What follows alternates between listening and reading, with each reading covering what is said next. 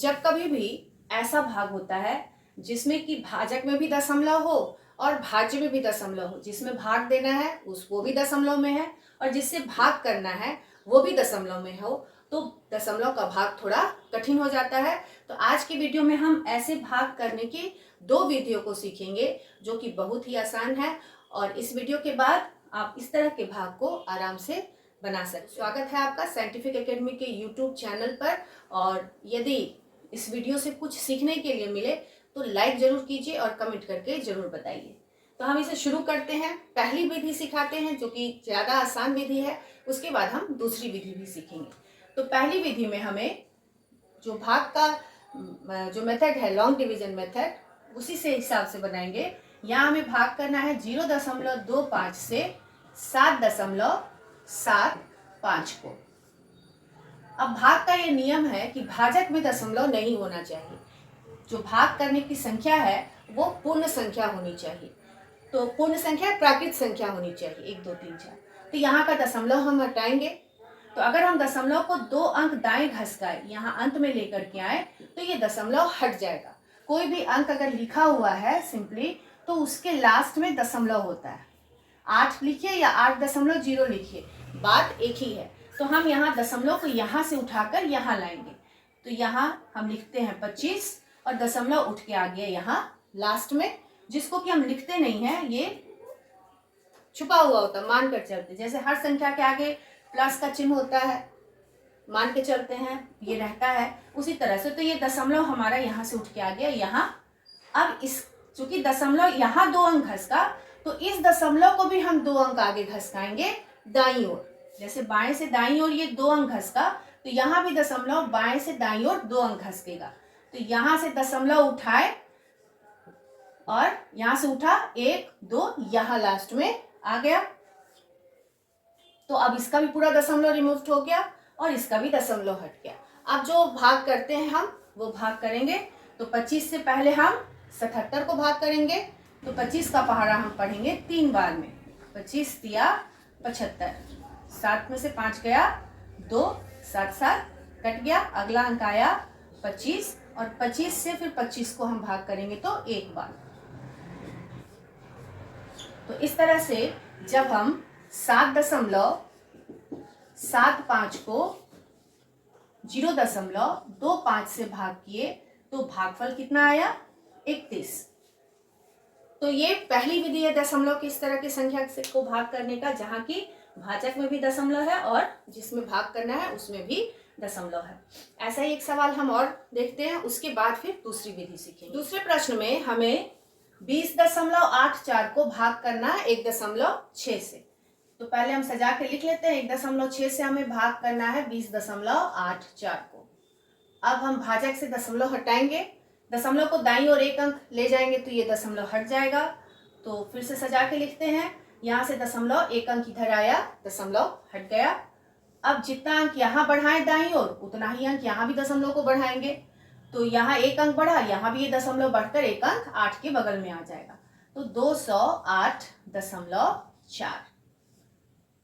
इससे पहले वाले सवाल में पूरा ही अंक के बाहर चला गया था तो भाज्य का भी पूरा दशमलव हट गया था। लेकिन यहाँ 1 अंक बढ़ाए तो यहाँ भी 1 ही अंक बढ़ेगा, भले वो दशमलव अंक के अंदर रहे या बाहर जाए। जितना भाजक में बढ़ाएंगे उतना ही इसमें भी हम दाईं ओर बढ़ाएंगे। तो यहाँ हमने 1 अंक बढ़ाया तो यहाँ भी दशमलव सिर्फ 1 अंक दाईं ओर बढ़ेगा। अब हम जो नॉर्मल भाग होता है करेंगे। पहले हमें 20 को भाग करना है 16 से। तो 16 एकम 16, 10 में से 6 गया 4, 1 1 कट गया। अगला अंक आया 8। अब फिर हमें 16 से भाग करना है तो 16 का पहाड़ा पढ़ेंगे। 16 कम 16, 16 दूनी 32 और 16 तिया 48, कट गया पूरा अंक। अब अगला अंक लेना है हमें, दशमलव है तो दशमलव जाएगा पहले यहाँ और फिर अगला अंक आया 4। अब यहाँ 4 16 से छोटा है तो हम कितनी बार में भाग करेंगे 0 बार में। पिछली वीडियो में मैंने सिखाया है कि जब अंक भाजक से छोटा हो तो हमें भाग करना है 0 बार में, उसको स्किप नहीं करते हैं। तो हम 0 बार में भाग करेंगे तो 16 0 0, 4 में से 0 गया 4। अब फिर भाग अभी हमें कंटिन्यू करना है और आगे अंक खत्म। तो क्या करते हैं हम दशमलव के बाद एक 0 ले सकते हैं जब तक कि भाग पूरा ना हो जाए। तो हम दशमलव के बाद एक जीरो यहाँ ले लेते हैं, ये बन गया 40। अब हम इसे 16 से भाग करेंगे, तो 16 से जाएगा भाग 2 बार में, 16 दूनी 32, 10 में से 2 गया 8, 3 3 कट गया। अभी भी ये भाग पूरा नहीं हुआ है, तो दशमलव के बाद हम एक जीरो यहाँ ले सकते हैं, तो यहाँ लेंगे जीरो और 16 से भाग करेंगे, 16 पचे 80। अब ये भाग मेरा कंप्लीट हो गया।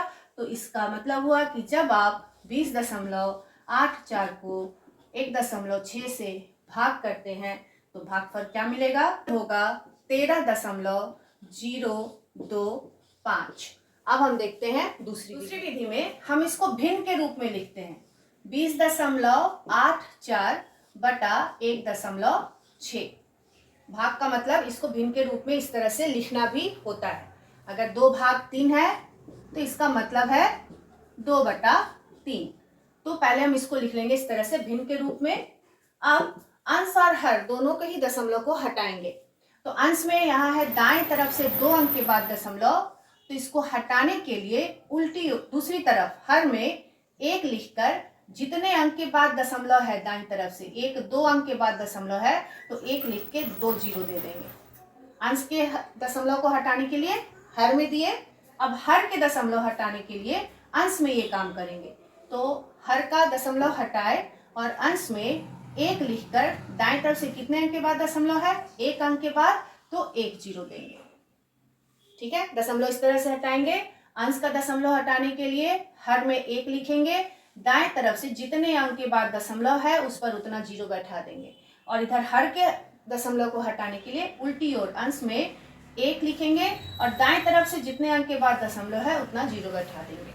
अब हम इसको फिर से सजा के लिख लेते हैं, 2084 गुना 10 बटा 16 गुना 100।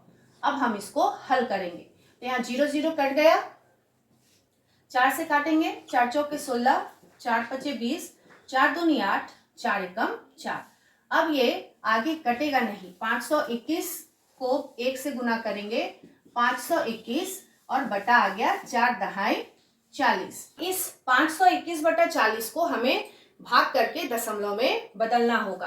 तो जब हम 40 से 521 को भाग करेंगे, यहाँ फिर से तो 40 से भाग करते हैं पहले 52 को, तो एक बार में 40 से कम 40, 2 में से 0 गया 2, 5 में से 4 गया 1, अगला अंक आया 1।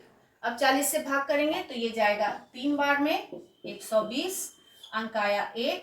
अब यहाँ आगे अंक है नहीं तो यहाँ हम देंगे दशमलव और बैठाएंगे यहाँ एक जीरो, बन गया 10। 10 को 40 से भाग करेंगे तो ये 0 बार में जाएगा, एक बार में ज्यादा हो जाएगा, तो 0 बार में 0 0 घटा के आया 10। अब फिर हम दशमलव के बाद हर स्टेप में एक जीरो ले सकते हैं, तो यहाँ बैठाएंगे एक जीरो, बन गया 100। अब 100 को 40 से भाग करेंगे जो कि जाएगा 2 बार में, 40 दूना 80, 0 में से 0 गया 0, 10 में से 8 गया 2। अब फिर हम यहाँ दशमलव के बाद एक जीरो ले सकते हैं, इसलिए 200 बन गया। अब 200 को हम 40 से भाग करेंगे तो ये जाएगा 5 बार में 200, तो ये कट गया। तो जब हम इसको दशमलव में बदले तो आया 13.025।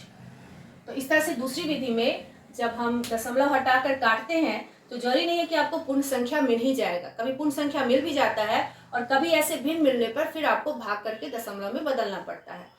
तो इस तरह से जो पहली विधि है वो इस विधि की तुलना में मुझे ज़्यादा आसान लगता है, क्योंकि उसमें भाग की वही प्रक्रिया को दोहराना है जो हम शुरू से करते आ रहे हैं, केवल आपको शुरू में ही दशमलव हटा लेना है। तो आज हम लोगों ने दोनों ही विधियों को सीखा है। इस अगर दशमलव का भाग आप बनाएंगे तो निश्चित रूप से आप उसे आसानी से हल कर सकते हैं।